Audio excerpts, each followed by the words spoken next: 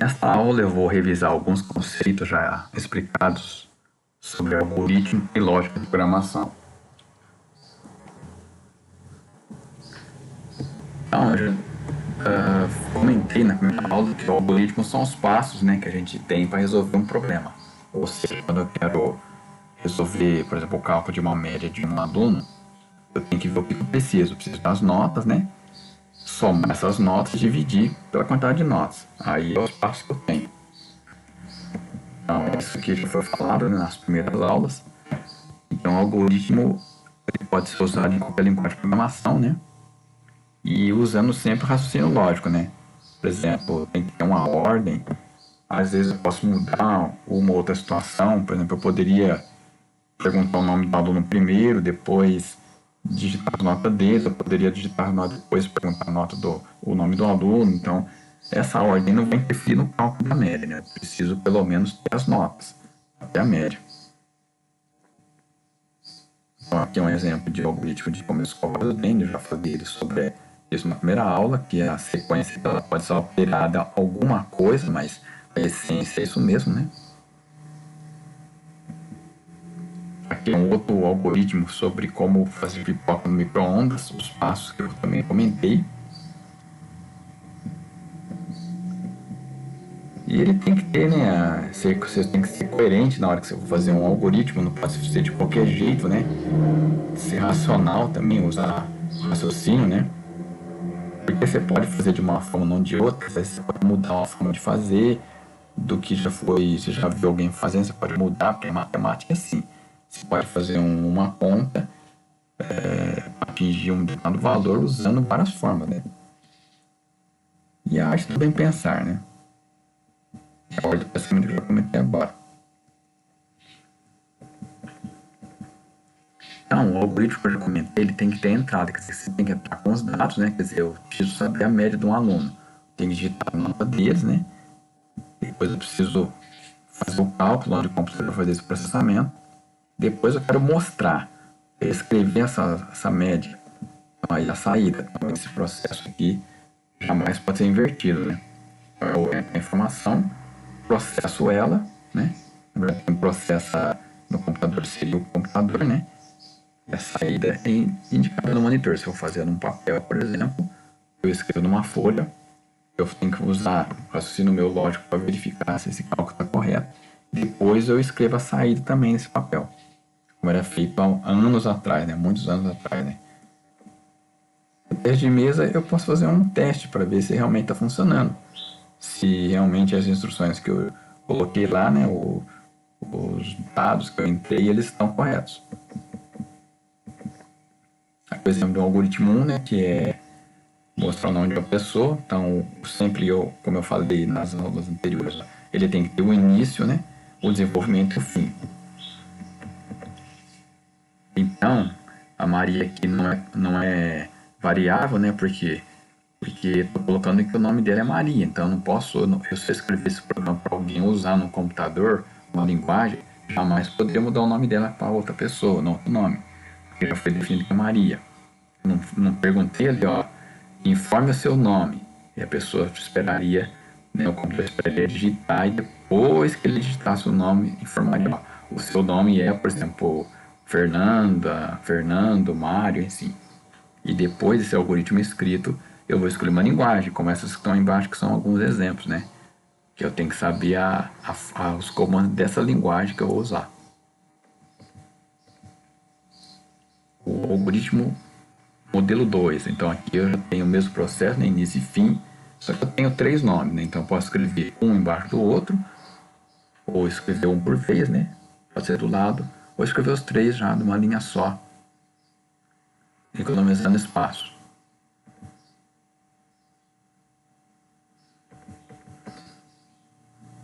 Aqui é um exercício 1 aqui, que é o cálculo de média de 2 notas e mostrar a média. Então aqui eu já vou informar a nota, tá vendo? Quando eu escutar, quando eu digitar, por exemplo, inclusive aqui, eu vou trocar o ler aqui para leia, Porque como eu falei, alguns software, eles entendem o leia e não ler, como é o caso do Visual G.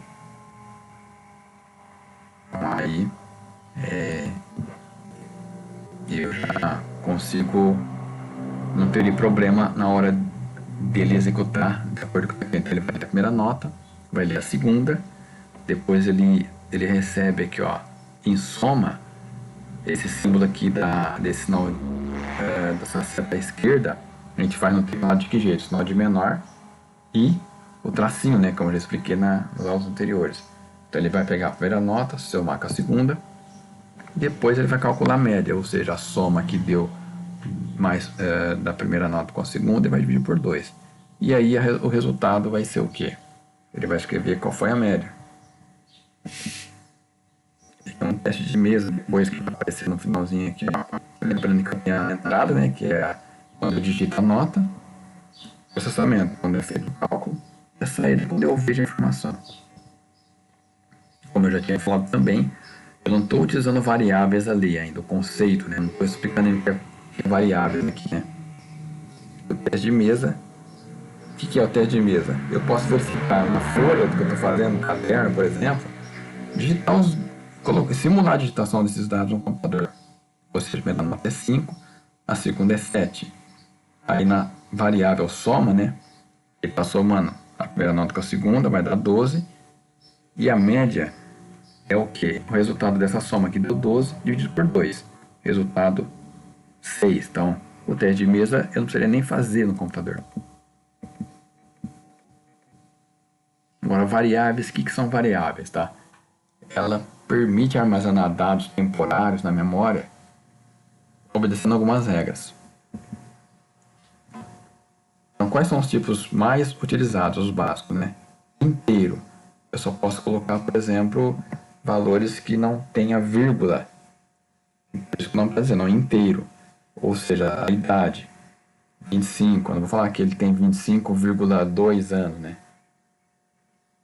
Então ele teve 2 faltas em tal disciplina. Real.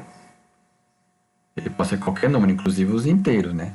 Fracionários, também positivo ou negativo. Ou seja, eu comprei um produto, custou R$10,50. Não pode ser inteiro, porque ele daria erro. Então você tem que ver quando você vai usar inteiro, quando você vai usar real. Caráter ou literal. Você pode usar qualquer um deles acima, ó. Número inteiro, número quebrado, que é o real, símbolos, mas se for número, eu não posso ter cálculo, ou seja, o meu CPF, ele tem número, mas ele tem ponto também, ele tem um traço também. RG, ele tem ponto, ele tem às vezes uma letra, um tracinho, né? Então, aí teria que ser caráter ou literal. Se for número, eu não poderia colocar símbolo nenhum, separando os números, como eu falei agora há pouco. Lógico. Por exemplo, a nota é maior que 10, então está inválida, a nota pode ser de 0 a 10. Ele tirou a nota maior ou igual a 5, sim, é verdadeiro, ele tirou. Então ele está aprovado. Se não, ele é falso, porque ele tirou a nota menor que 5, está reprovado. Então, esses dados acima são primitivos, né? Porque são os básicos, são aqueles que a gente usa mais. Quando a gente declara uma variável, ou várias variáveis, a gente está reservando espaço na memória. Enquanto estiver ligado ao computador, essa variável está lá. Ou a menos que você elimine essa variável do processo que a própria linguagem vai te permitir que isso vai ser visto quando a gente começar a usar a linguagem de programação, né? Quando a gente declara uma variável, a gente precisa saber o identificador dela. Por exemplo, eu quero armazenar o meu nome. Vou usar o identificador nome. Para armazenar o e-mail que eu estou usando. Vou usar o identificador e-mail. A cidade que eu moro, eu vou usar o identificador de cidade. Eu não vou colocar a variável A, porque A é o quê? Eu vou olhar depois de algum tempo, vou ter que descobrir o que eu usei no A. A variável X. Então é bom usar um nome respectivo. Como eu falei, cidade, endereço, bairro. E as regras fundamentais quais são? Começar com letra. Se começar com o número, dá erro. Pode ser seguido depois da letra, colocar caracteres alfabéticos ou números. Ou seja, bimestre 1 começou com letra e terminou com o número 1. Não tem problema. Ou então bimestre por exemplo, poderia usar um underline, mas não é recomendado, tá? Dá erro? Não. Poderia usar, por exemplo, arroba no meio de uma variável? Não. No meio do identificador dela? Não. Cifrão? Não. Então, todos símbolos especiais. Então, aqui, ó, evite usar underline, tá? Não que dá problema, mas é para evitar. Iniciar sempre com uma letra minúscula. Quando tiver mais, e também letra maiúscula, né? Colocar, não evitar usar letra maiúscula. Como eu falei, o evitar não quer dizer que não pode, tá? É recomendado não usar. Agora, quando a gente coloca e não usar tal símbolo, é porque realmente não pode. Quando eu uso mais de uma palavra, em código aluno, esse Pascal Casing aqui não é o método mais utilizado, é usado o Camel Casing. Ou seja, quando eu tenho mais de uma palavra, a partir da segunda, a primeira letra é maiúscula. E aqui, ó, código, tudo minúsculo, aluno, o A é maiúsculo. Então, aí se eu tivesse mais uma palavra, a terceira palavra, por exemplo, código do aluno, o D seria maiúsculo e o A de aluno também. Mas não quer dizer que tem que ser assim, tá? Os nomes válidos, que as regras que eu passei acima, e os inválidos. Quando eu faço uma declaração de um algoritmo, eu estou usando o pseudocódigo, né? Quer dizer, um código falso, porque não é ainda a linguagem que o computador vai entender. A idade eu uso o tipo inteiro, o valor e o x real, quer dizer, para cada decimais, né? Nome, telefone, endereço, eu posso usar texto, que é literal ou character, e pessoa física, lógico, quer dizer, ele é pessoa física, sim ou não? Verdadeiro ou falso? Bom, variáveis e tipos de dados. Aqui eu já começo a utilizar os tipos de dados, né? Eu quero calcular a média de uma determinada de duas notas, por exemplo. Então, nota 1, nota 2. O tipo e média é o tipo real. Por quê? Porque a média e as notas podem ser quebradas. Por exemplo, a pessoa pode tirar, o aluno pode tirar uma nota 5, alguma coisa, 5,1, 5,5. Se usasse inteiro no lugar do real, já teria problema. Então aqui, ó, só que aqui é o seguinte, ele já está usando a palavra, uma palavra var que não tinha nos outros, estava usando só início e fim. Por quê? Porque eu tenho que ter um local específico para mim declarar essas variáveis. Normalmente as linguagens têm um local, tá? Nem todas têm esse local definido para isso, tá? Algumas têm, outras não. Aí ele está usando esse nota 1, ele está dizendo o seguinte, ó, a nota 1 está recebendo 5. Esse símbolo aí da setinha para a esquerda é chamado de atribuição. Ou, melhor dizendo, ó, nota 1 é igual a 5. Só que eu não estou perguntando, ó, informe a nota 5. E nem a nota 2, estou perguntando para ele se eu informo a nota 7. Já estou dizendo aí que na verdade é um valor fixo. Como está escrito var lá, e eu estou colocando já valor fixo, daria a entender que é com uma constante, porque eu não posso mudar. Entretanto, se eu for fazer isso numa linguagem de programação, eu faria como var mesmo, né? Com variável, e não como o valor que eu estaria informando para ele direto como está aí. Eu estaria perguntando, ó, informa a nota 1, informa a nota 2.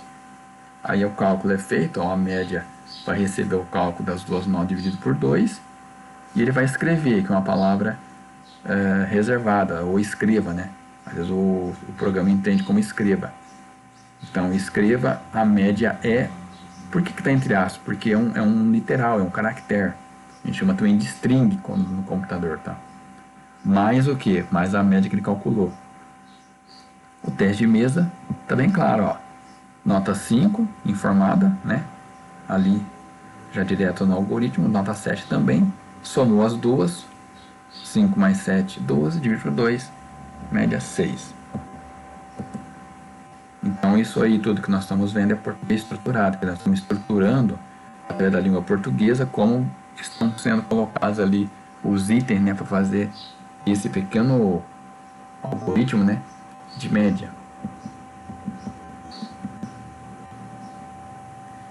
Por aqui, ó, eu estou pedindo para ele ler, ó, leia duas notas. Então aqui eu não vou mais ter a nota fixa. A diferença que vai ter aqui, ó. Ele vai pedir primeiro, ó, escreva, digite nota 1. Aí eu coloco lá, ó, leia nota 1, que agora tem um termo novo, né? Leia.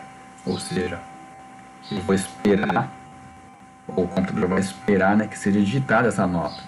Escreva a nota 2. Aí ele vai mostrar, digite nota 2. Ele vai esperar que eu informe a nota 2. Então agora não vai ser a nota 1, nota 2 fixa, nem 5 e 7, como eu mostrei agora há pouco.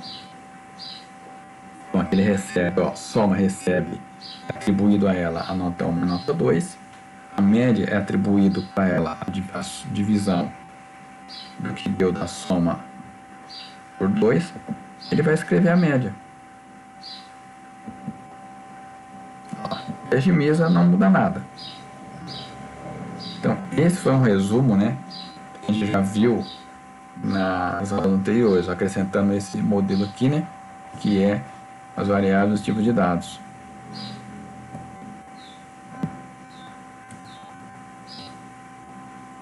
Lembrando que o início e o fim eles são obrigatórios, tá? E é um pequeno exercício aí, tá?